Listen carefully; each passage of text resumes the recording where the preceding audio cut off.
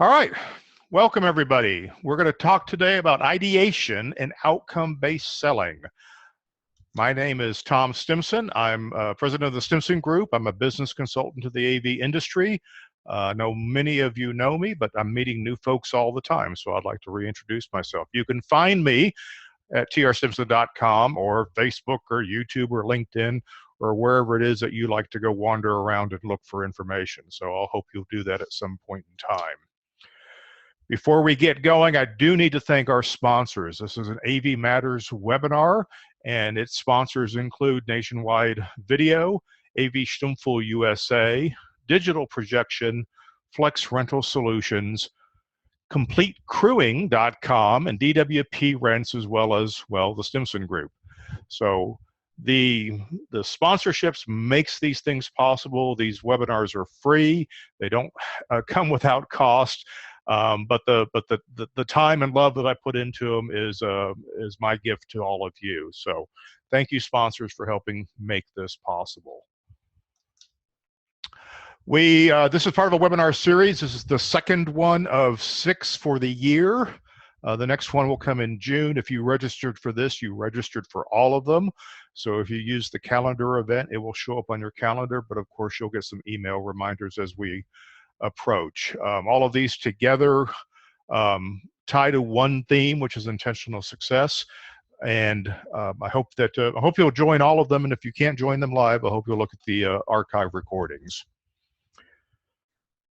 So without further ado, we have a lot to talk about today. I timed this one. You know, I always put more content in here that I really have time to deliver, and this one is no exception.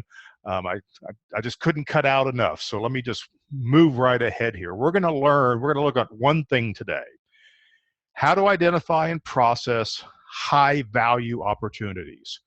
How do we take the things that potential customers bring us, look at them the right way, and then turn them into something that's valuable to the client, which will make them valuable to us.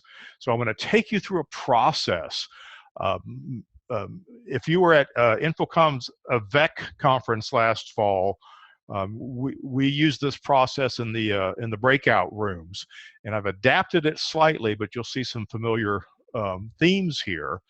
And it's a lot of fun, and you can do this with clients. I do this with my clients all the time when we're looking at opportunities that are coming into them while they're trying to grow their business.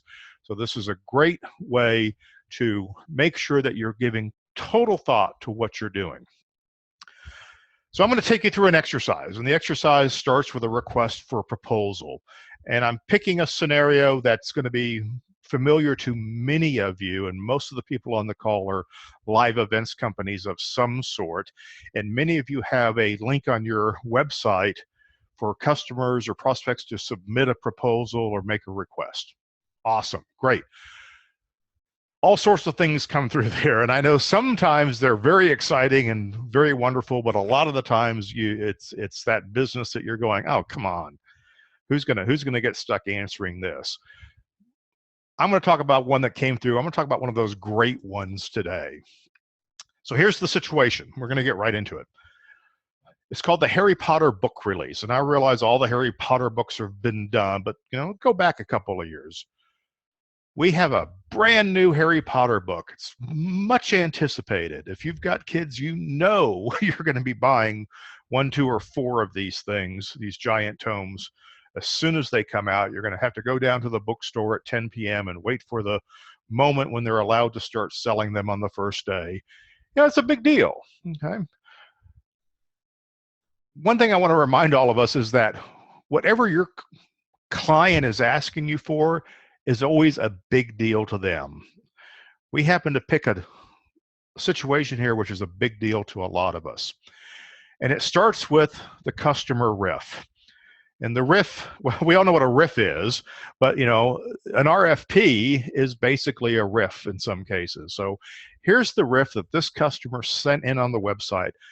I'm going to read this verbatim. I'm going to read this today in the customer's voice. I want you to get into the moment of when this comes through the website and what can we get out of this. Are you ready?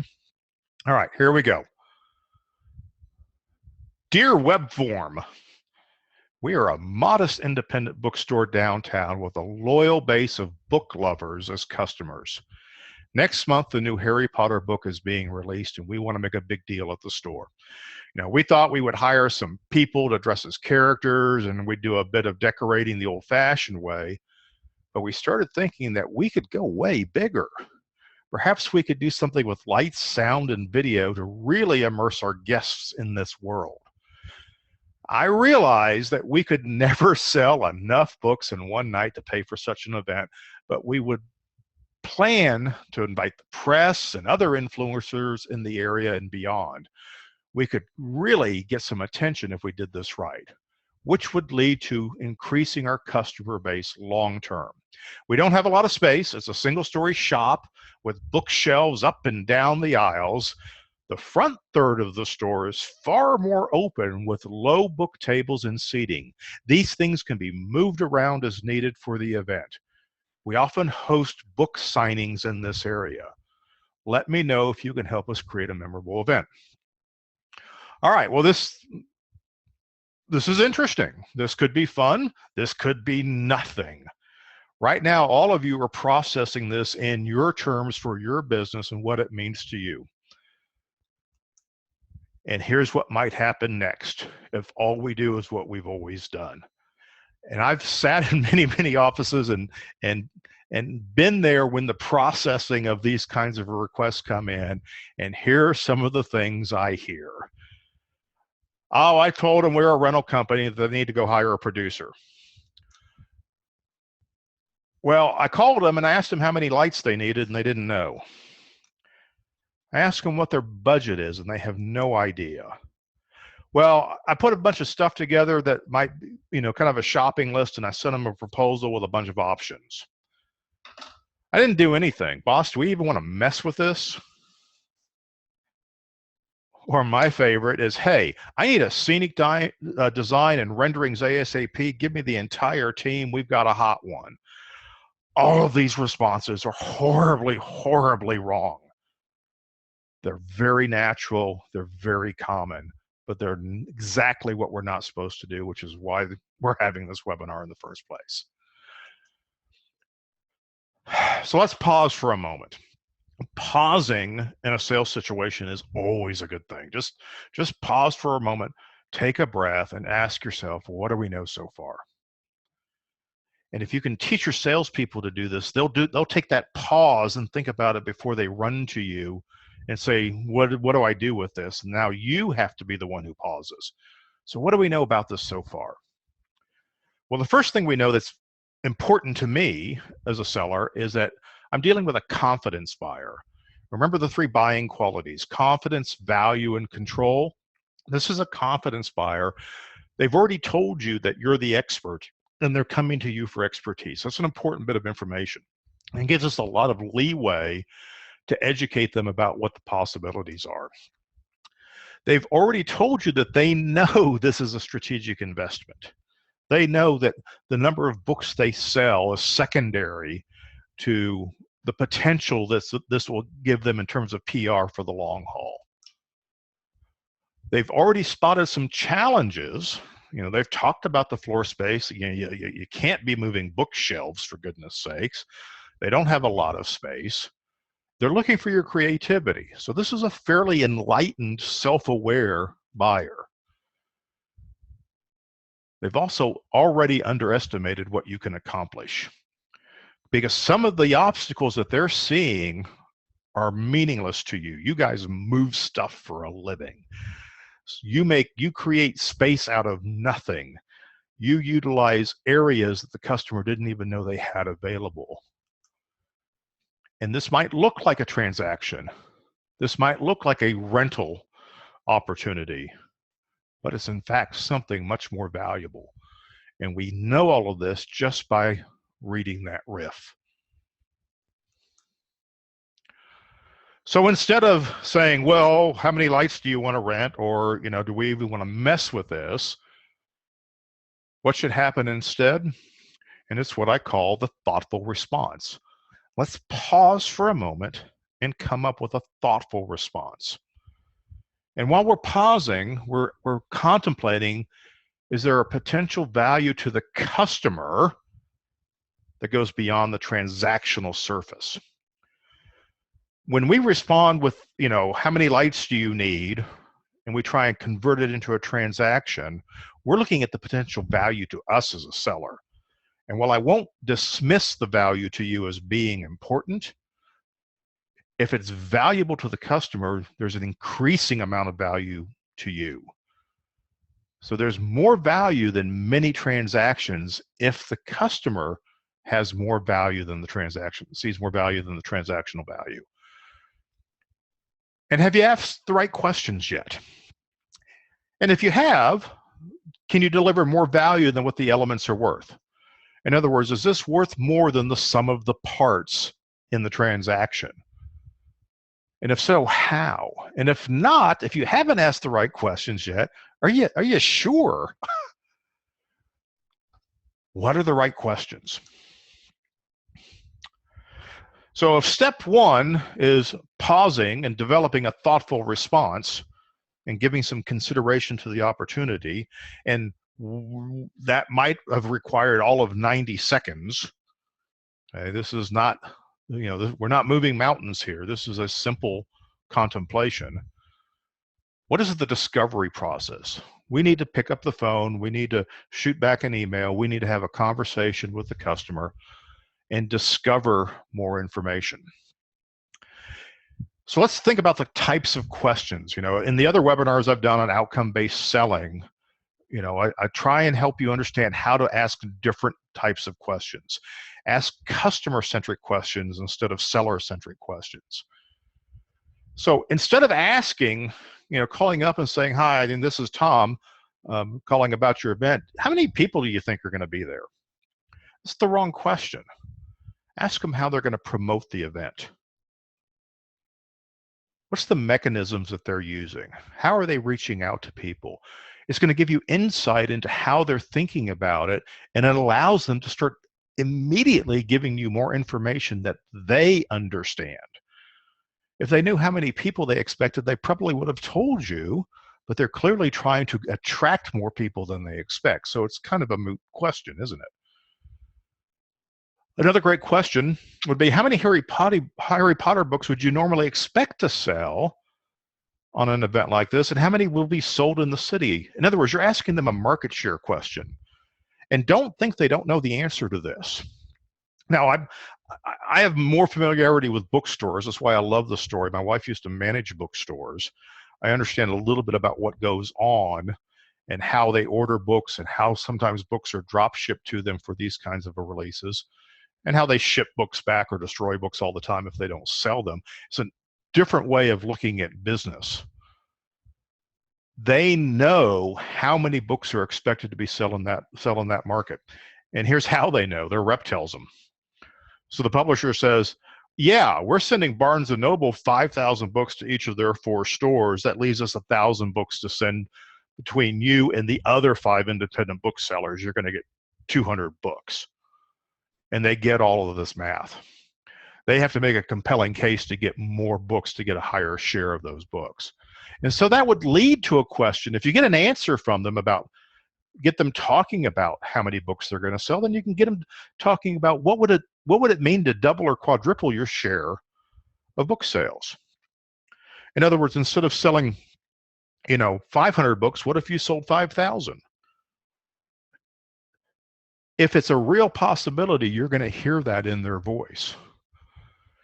And then you can ask maybe another question about, if you sell more books on the first day, does that indicate you will sell more overall? In other words, is this just a one-time thing? Can we increase sales the first day and then the rest of the time you're going to go back to your normal sales, or is it going to have legs? These types of questions you can develop before you pick up that phone. And when you bring that RFP to your boss or your coworker or your team, and you say, hey, here's the customer riff, and you talk about the things that we're going to give a thoughtful response. The thoughtful response is coming up with some discovery questions that are going to help us understand what this might potentially be worth to the customer. And that's huge. Now, we've asked some questions, and here's some of the responses we're going to get in our example, because we're going to process this entire thing down to the proposal level. So the client responds and says, well, we have some Facebook followers and a small mailing list. Customers are already asking us what we're going to do for the book release. And we were hoping to get some weekly newspaper to cover this as well. Again, they're going back to that press concept. And answering about the marketplace, there are people that like independent bookstores that may not know about us. But really what we want to do is build the youth segment. So they just gave you an important measurable there. And typically they say, if we sell 100 books in pre-release, we're going to sell 500 overall. Now you've got opportunity for more follow-up questions. You can continue the conversation and get a sense of what's going to be valuable, what's going to make a difference, what's going to measure the success for this customer. So now, what do we know after discovery? We know that our buyer has thought about this. They've put some thought into it. They've told us something important. Their customers are already weighing their options about where they're going to go buy their book. Okay. There's a measurable ROI to the buyer here. Youth readers. Getting youth readers in the store, getting more followers with youths, appealing to a market that's going to be buying a higher volume of books over the next several years before they go off to college. Okay. So we know that in a solution to this launch, to this book launch, that has long-term results, a solution with long-term results is going to be much more valuable to this buyer. Great. We've probably affirmed what we hoped we would have found out from the riff. The riff gave us hope. The answers say, yep, we're on the right track here. Now what do we do? So now we have enough information to get into the really fun part of this, which is ideation. And ideation is when we process the information that we have in order to discover what the most valuable response that we can come up with might be. I recommend a team approach for this. This is not something you do by yourself. This is not a salesman's solitary gesture. If you're a big company and you've got sales, design, and delivery folks that you can bring together, by all means do that. And during the ideation process, it's really important that everybody kind of leaves their comfort zone. Because we're not going to do this with looking at a calendar and availability on equipment and people. We're here focusing solely on the customer. All right, here's how it starts. You need to break into 3 teams. So if all you have are 3 people, you've got 3 teams.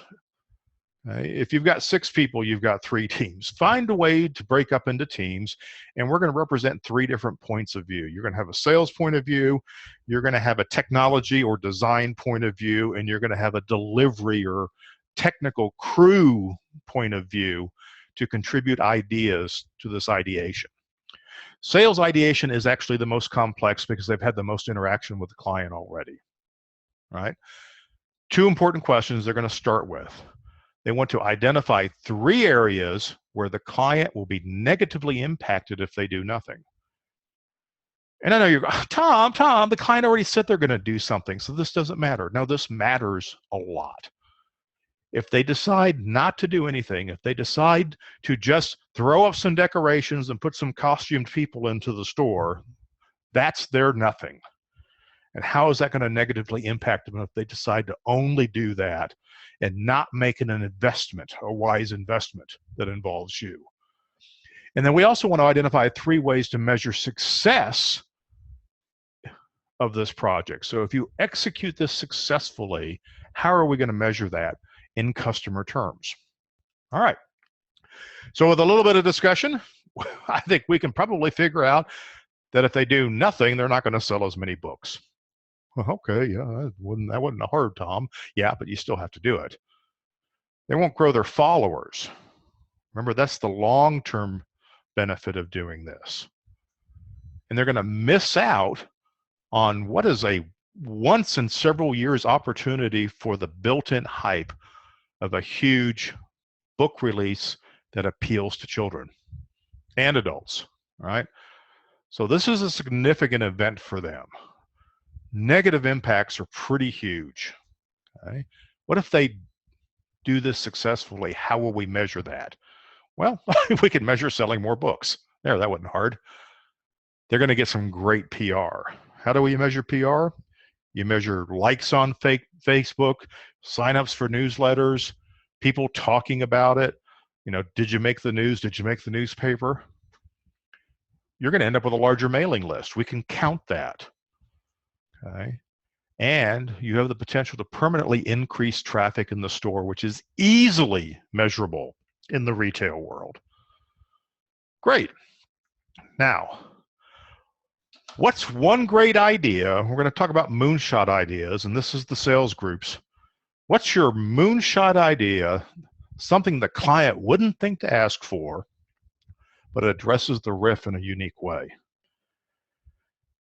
We know what the negative impacts are. We know how to measure positive impacts, but what's something that we could put, an idea we can put in front of them that they might not have considered? All right, here we go. We're going to focus on pre-sales. We want a pre-sale website and an email build-up because we're going to create a sorting hat line that is only accessible to people who have bought the book in advance, and is how they pick up their book. And they're going to meet Dumbledore. They're going to get sorted into one of the houses. They're going to get their book, and they're going to get the photo op. We're going to create a unique experience that's only available to people who sign up, who buy their book in advance. Pre-sales. Boom. We get capture. We get publicity. We get social media. We get all of these things. Great, great idea. It's a moonshot idea. All right, good job, sales team. Golf clap, everybody. Now, technical and design team is up. Your mission is to brainstorm 5 ideas which you feel will answer the client's needs while reflecting your passion for technology and design. Right, so if you're an LED company, there better be some LED in your solution here, because here's your chance to push what you're really good at. So here's the ideas this team came up with. First of all, they're going to talk about expanding the environment. They want to put a tent in the parking lot to create more space. They want to put a costume valet service to solve the parking problem that creates. Okay, fun. Sounds like a great solution to a problem they just created. That's AV in a nutshell, isn't it? Idea number 2, they want to projection map Hogwarts onto the building. They want to enhance it with animated elements and surprises. And they want to run the mapping for several days in advance so that people can come by in the evening and see it, kind of like, you know, the whole Christmas light thing. Oh, that's a great idea. Sounds like fun. Magic stations. They want to create wand effects using Xbox Connect. All right, that's not that hard to do. That's fun. That's going to be engaging. They want to set up tests in the shop and get news coverage to build the hype. Now, this is clever. So not only do we get a chance to make sure it's going to work and not find out on show day whether our toys are going to work, we're going to also make it part of the overall experience and create some, get some videos, maybe do some Facebook Live or something to get this going in advance. Great idea. And their last one is about getting live news coverage and capturing video for future marketing. So we're talking press feeds and video feeds and putting a crew out there to capture video that can be used later on. All right, good technical design ideation. Now, what's your moonshot idea, guys? What's that one terrific idea? And it's projection mapping content with surprises and advertising built in. So what they're picturing is not just projection mapping, but it's animated. There's things popping out, action happening, and some of it is sponsored advertising, paid advertising. They're trying to find a way to fund their really expensive projection mapping option. All right, that's the way to approach a moonshot idea. They're playing to the technical and design strengths of the organization. At the same time, they're offering some solutions about how to get it done for the client. So not bad technical design. Now we bring the crew in. And the crew has independently brainstormed 5 ideas they think will contribute to the overall value to the customer in customer terms as best they can. So here's theirs. Well, good. I love crews. First thing they think about is they need to set up a control deck in the back of a truck somewhere because there's not going to be enough room to build control. They don't even know what they're controlling yet, but they're immediately concerned about logistics of putting the show into the space. All right. Putting a technician costume to monitor the effects that are spread around the store. All right, that's fun. Oh, here's a good one. They're going to create a mini trade show and get paid exhibitors. So why couldn't other companies come in, maybe set up a little booth? Might get a little bit tight in the store, but the bookstore could get other people to help pay for the event by letting them participate in it. Not a bad idea. Big monitors for people waiting in line. So they're addressing the customer experience. They're probably thinking a little bit about crowd control and management and appeasement. How do we entertain all of these families and small children while they're waiting in whatever line they happen to be waiting in? And sign up kiosks for mailing lists. All right, so these guys have been at conventions. They've seen the kiosks. They know that we have the technology to capture information on site. So they're looking at interactive ways to gather information while people are being entertained in line. Great ideas. Now, what's their moonshot idea? Their moonshot idea is to create additional revenue with sponsors and trade show, because we also get to rent them some technology. So they're thinking about how you can help upsell this event. The bookstore doesn't have to pay for this. We're going to get the sponsors to rent monitors and stuff from us. So fun, great ideas. This could be, you know, if we put all of these ideas together, this would be a pretty complex thing. So we got a bunch of great ideas. What are we going to do with them? Well, that takes us a step forward, which is curation. We're going to curate these. Just start by writing them all out. Just list them all. And if you got any duplicates, just kind of combine them. Okay, make them all part of the same thing. We want an idea of what of our best ideas. Is this all the ideas we could ever have? Well, no. We could spend days at this and come up with 100 more ideas, but that's not the point.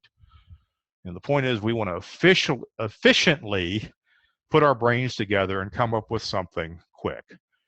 And for what probably would have taken 30 minutes, this is a pretty impressive list of ideas. You with me? After we curate them, we put the list together, we have to validate.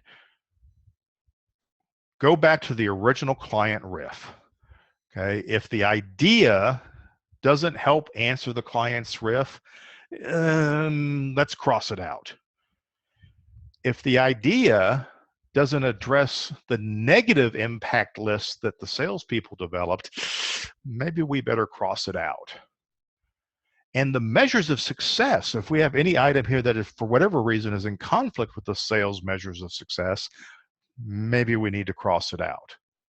So now we get a list that looks a little bit more like this. So, you know, that tent, the parking lot experience, everything, that's really cool. That's a list of possibilities, but it's a little bit too far out of the riff. The projection mapping, a little bit too far away from the riff.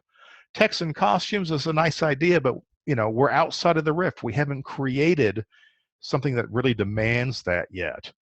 Trade show partners, again, we're a little bit outside the scope of the riff. Same thing with the advertising. It's not that they're not great ideas, but this is that little bookstore downtown that wants to have some more kids, sell some more books, and get some PR. So we may have gone a little bit over the top. Let's clear those out. Now, item number 13 here, project on a tent wall. Well, let's cross that out. Maybe let's just make it an interior wall. So maybe we can preserve that projection mapping thing and create some video decoration inside of interior space. You know, we haven't really done a site survey or anything more than maybe looking at some photographs, so that may not play yet. But let's keep it here. Now, what's the moonshot idea? Out of all the moonshot ideas, pick the best one, or maybe it'll trigger an idea that from all three groups that's different from where you started. Now, in this case, much to our chagrin, the salespeople came up with the best moonshot idea. You know, the sorting hat, the registration page, the exclusivity, you know, the pre-sales, all of this fits in really nicely with the Rift and the measurements. So that's a good one to go with. And let's get that wand trick with the Xbox that we heard about in another group, okay? So we can make all of this work. Now you're thinking about that sorting hat. How am I going to make that sorting hat work? Never mind about that for now. Okay, let's talk about it. So as I'm going through this exercise, and I've done this with many companies, that discussion starts to happen where, well, how are we going to pull this off? And the idea of the hat came up. So I just went on Google and I just plugged in sorting hat prop rental. Ridiculous number of hits, and here's just the images page, just the top 10% of the images pages. They're out there. There's a lot of solutions out there. My point of all this is, don't let the execution get in the way of a good idea, because we're not there yet. Okay. Now, I've got a question here, and this is a good time to answer it. The question is, are all of these ideas part of the proposal we are making to the client, or are we crossing them off items before we make our proposal? So yes, we are crossing items off here.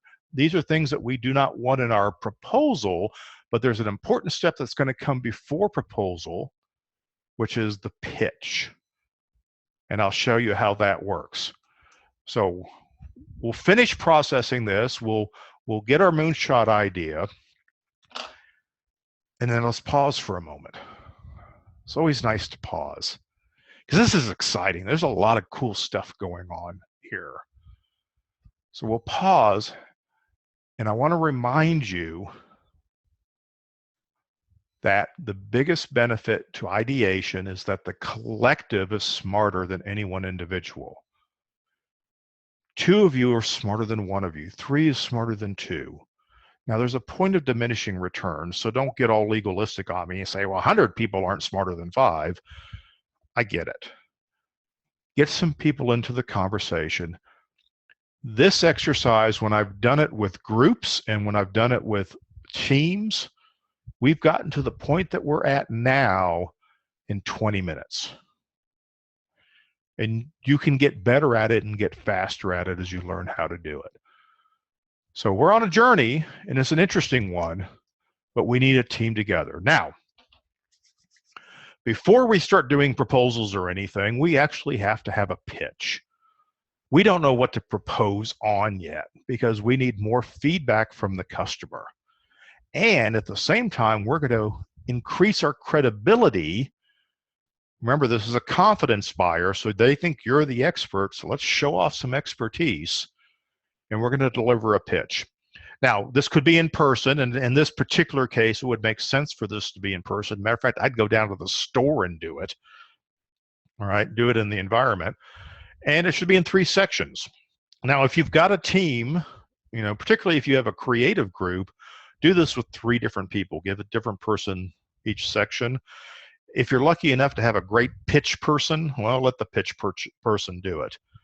But this is a great opportunity to introduce some diamond effect, where we've got that many-to-many conversation between us and the client.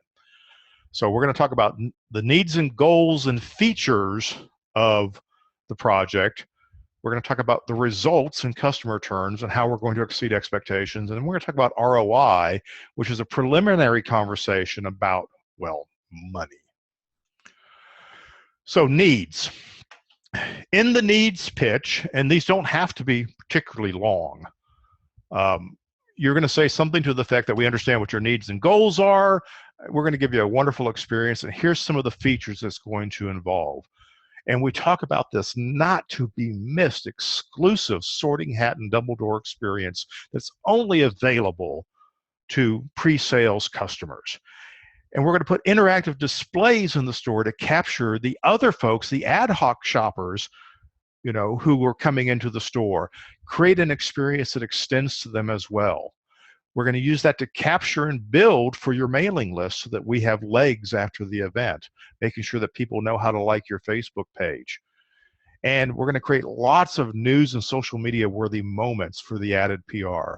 This is how we're going to address your needs for selling some more books, getting some more people in your store, especially young people, and helping them remember you down the road. Now, the next section is we're going to talk about outcomes, and we're going to talk about a little bit about the package. So the package we're going to put together for you is going to dramatically increase your pre-sales orders. Okay. Having a separate sorting hat and point of purchase line will improve your crowd control, which is going to improve attendee satisfaction. Okay. We're going to have additional exhibit stations with surprises and magic and touch screens that will improve and entertain the point of purchase lines and encourage pre-sale customers to stay around longer than just getting their book and leaving. So they're going to want to go to the rest of the store and see the other things that were put up. And the longer they're in the store, the more they're actually going to buy. So the impulse sales from all of this should be significant because we're creating hype within the store. So hopefully we got everybody nodding at this point in time, and then we talk about ROI. And we understand that cost is a key consideration. But based on what you've told me, dear customer, every additional customer in the store, every parent with kids in the store is worth $35 in additional sales on the average at this event alone. So if you can get 100 more people in the stores, that's $3,500 in additional sales. So here's the reasons we feel we can deliver an exceptional ROI. We will measure success by the number of folks that will visit this event.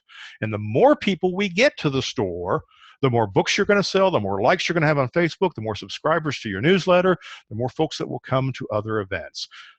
The PR for this event will benefit long after this book is shared as magic.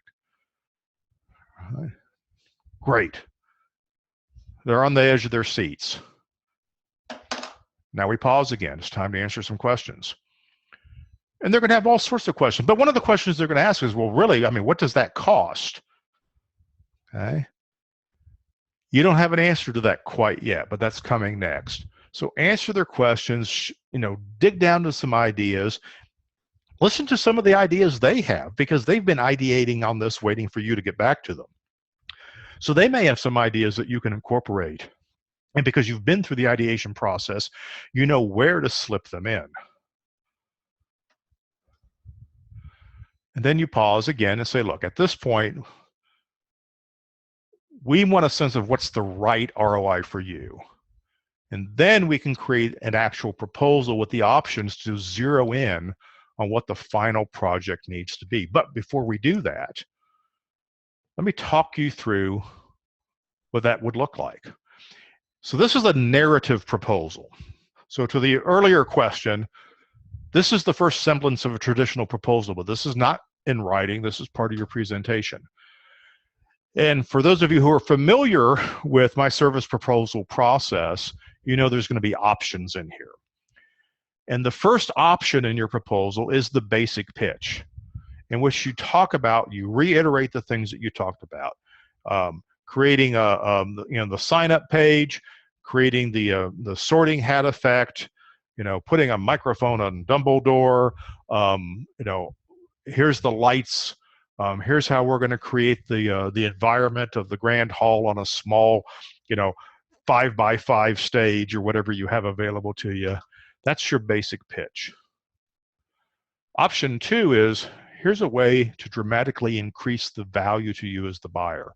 You invest more, you get a higher return. And then option 3, and this will be fun, is when you get to sell the dream. You get to take the best of all your ideas and put it into one thing. So let's see what this looks like. So in option 1, we say, hey, we're going to deliver the described experience, and it's going to be in this range. This is going to be roughly a $3,500 to $5,000 solution. You're going to need to make a few choices. We have some options for some things. But for that, we know we can help you increase your sales, get some signups, and create some hype for your store. Okay. Option 2.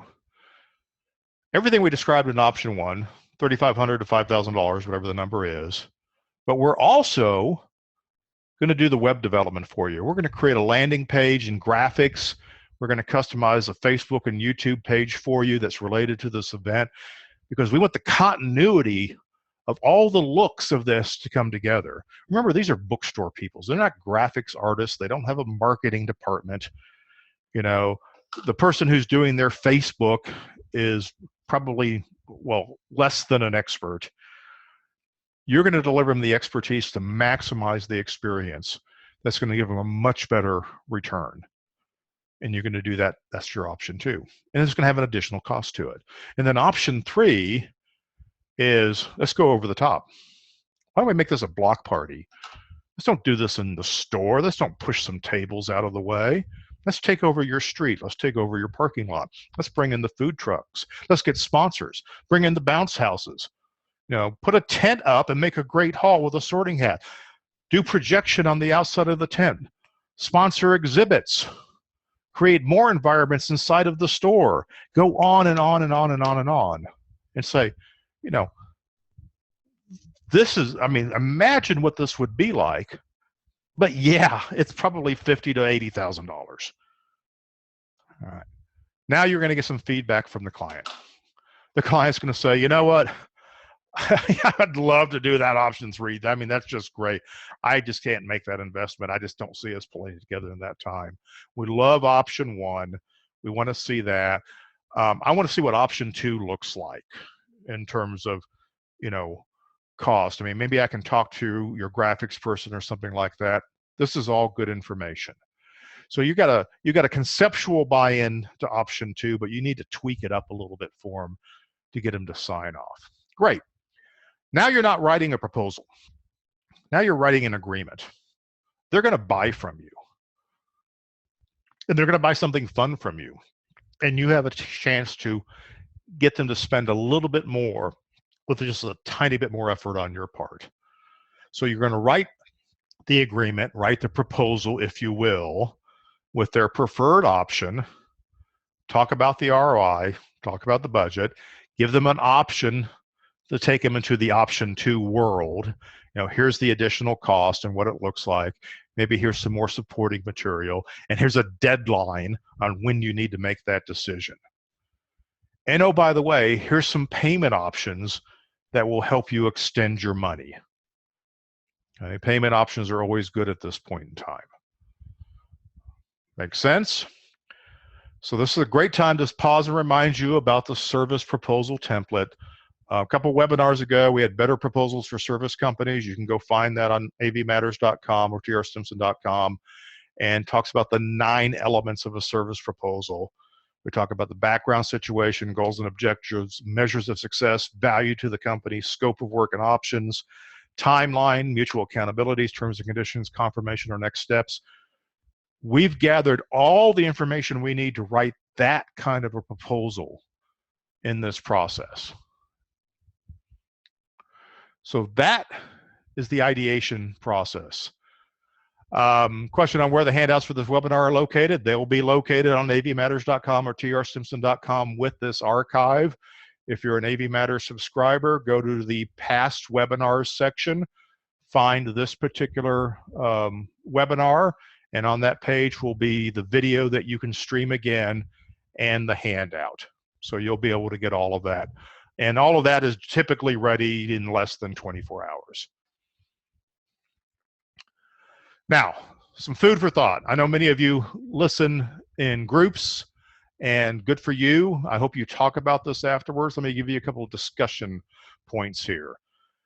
Have a discussion about what portion of your business lends itself to outcome-based selling. I know not all of your business does, but there are opportunities that come in every single week that this process would help you generate more value for the customer and more income and profit for you.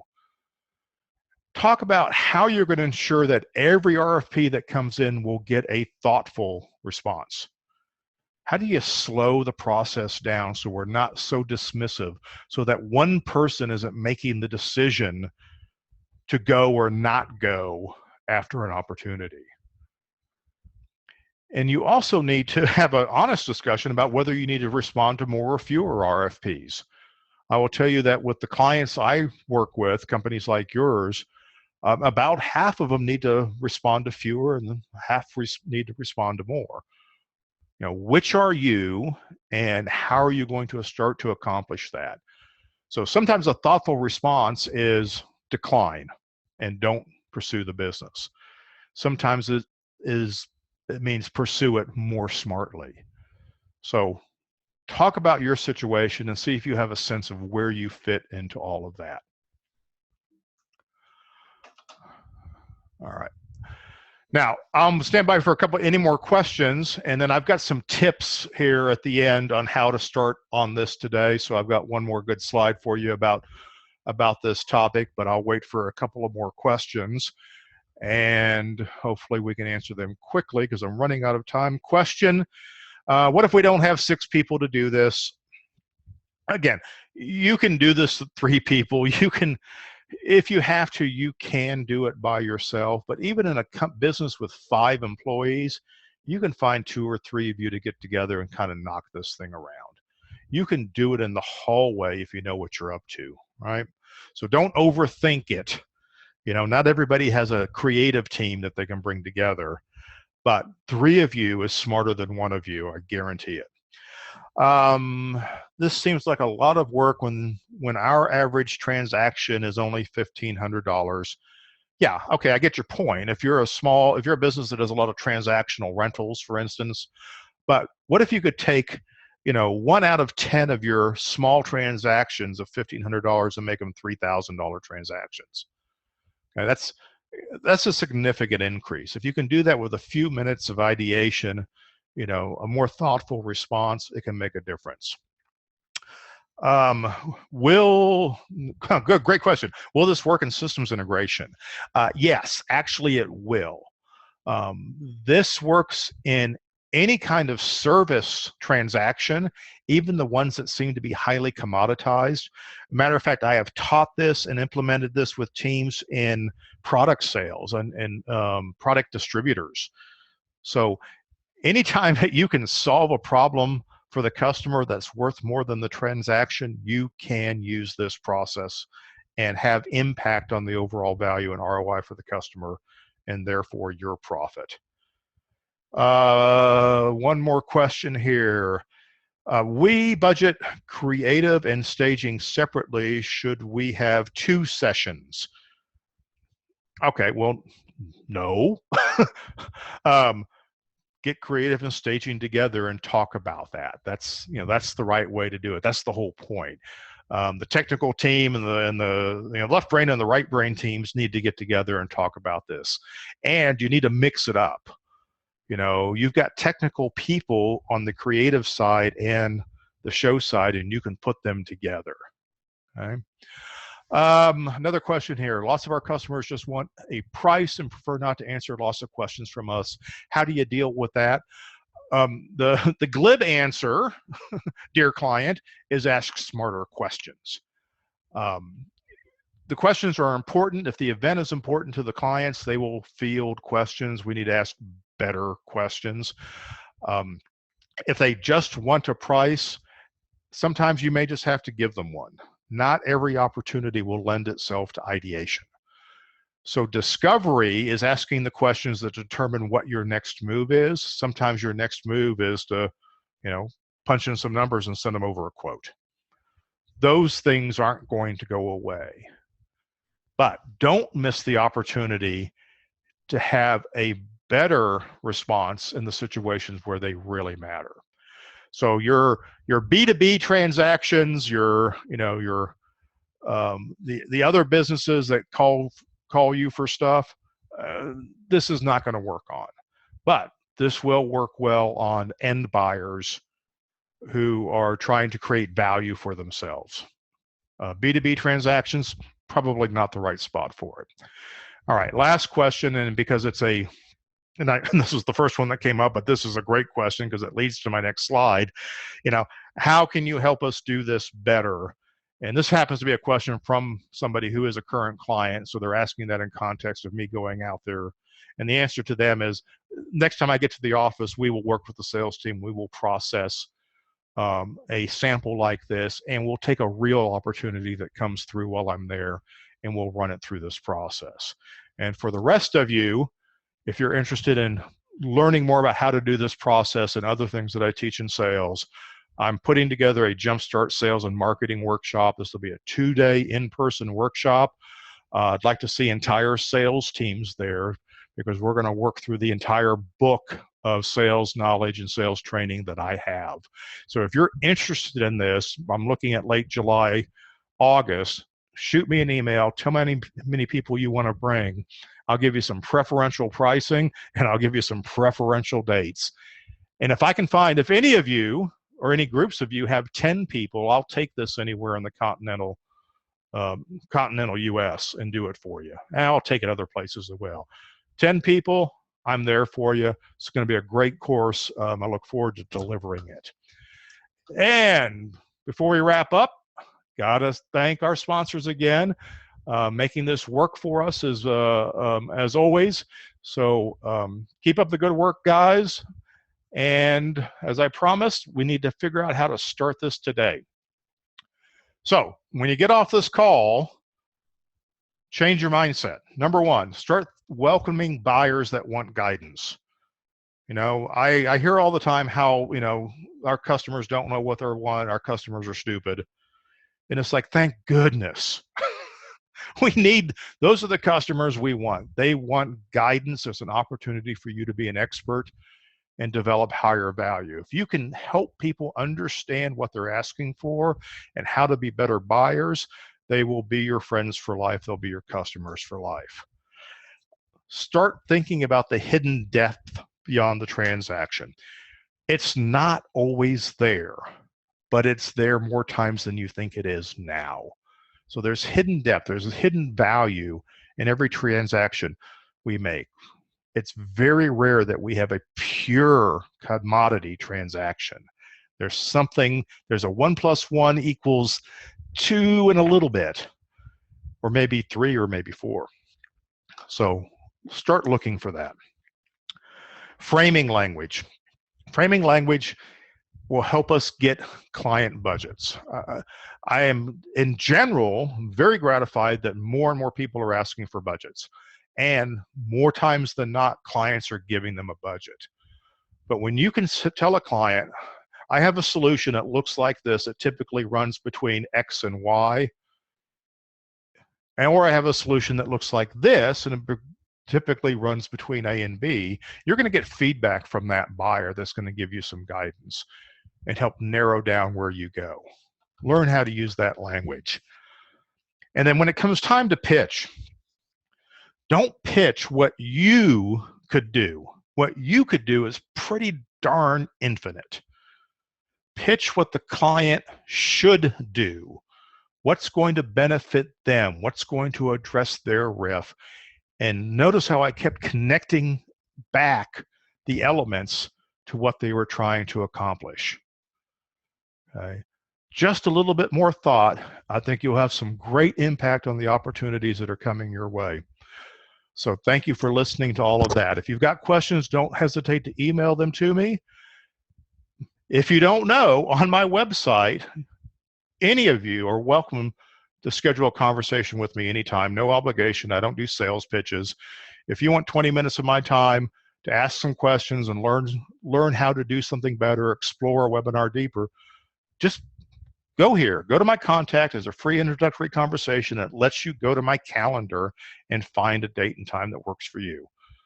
It's my favorite thing in the world. I love getting these invites for conversations. I love talking to you, so don't hesitate to do that. So with that, I say thank you everyone for your participation. Thank you everybody who asked a question. Those were wonderful. And I'll see you on down the road. Have a great day. Bye.